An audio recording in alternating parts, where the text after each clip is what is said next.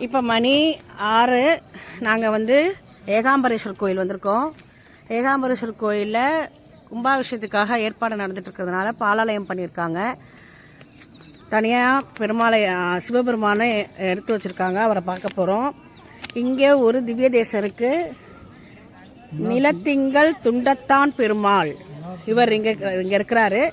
அவர் சன்னதியும் பூட்டியிருக்கு. தனியாக பூட்டியிருக்க கோயிலை நாங்கள் பார்க்க வந்திருக்கோம்.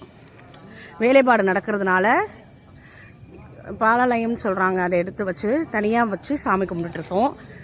அதை பார்க்க போகிறோம். இந்த காஞ்சிபுரத்தில் பார்க்கக்கூடிய முதல் திவ்ய தேசம் திருநீலத்திங்கள் துண்டம். அந்த பெருமாளை பார்க்க வந்திருக்கோம். ஏகாம்பரேஸ்வர் கோயிலில் அது ஒரு தனி சன்னதியாக இந்த பெருமாள் இருக்கிறார்.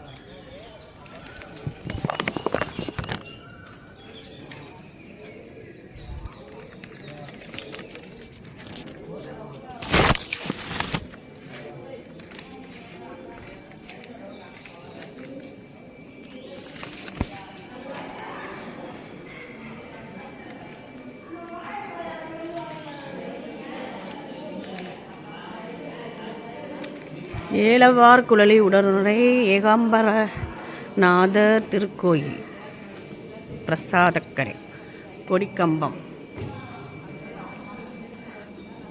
கொடிமரத்தை தரிசனம் பண்ணுறோம்.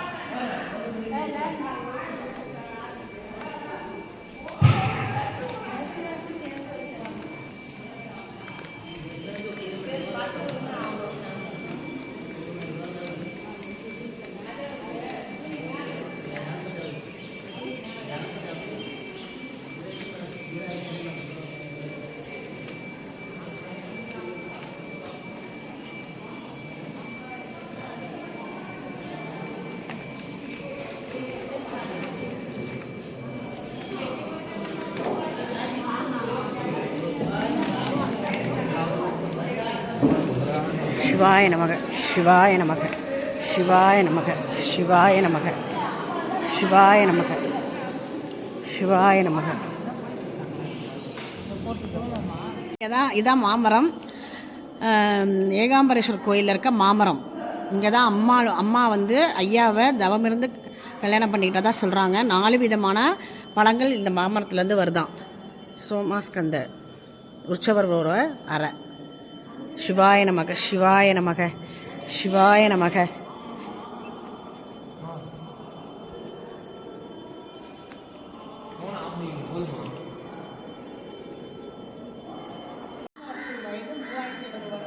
மேற்பட்டது.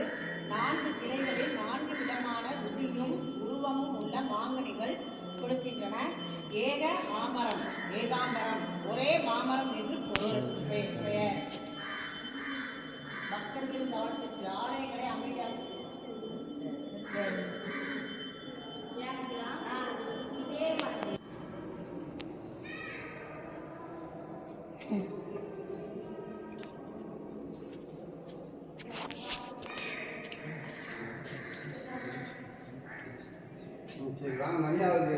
வாங்க வாங்க வாங்க. ஏகாம்பரேஸ்வரர் கோயிலில் மாமரத்தை தரிசனம் பண்ணிட்டோம். அடுத்த கோவில் தரிசனத்துக்கு நாங்கள் கிளம்புறோம்.